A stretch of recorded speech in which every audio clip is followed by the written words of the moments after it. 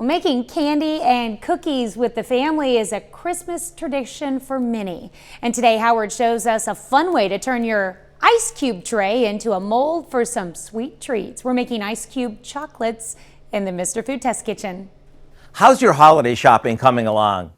Is there someone on your list who has you stumped?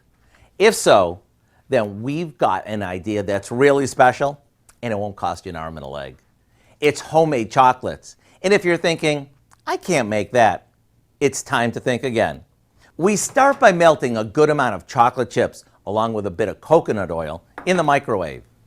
After giving it a good mix, we fill plastic ice cube trays about a third full with the chocolate and pop them in the freezer.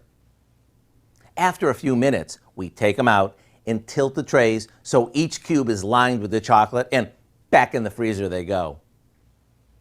Once they firm up, we fill the centers with anything from mini marshmallows or caramel to peanut butter and nuts. Then more chocolate goes on top and we freeze them again. When they firm up, give the tray a slight twist and flip it over. Voila! Fancy chocolates. For an extra festive touch, drizzle them with some white chocolate and top them with some sugar decorations. Imagine how great these would look inside a gift box or on a holiday tray. The recipe for what we call our ice cube chocolates is online now.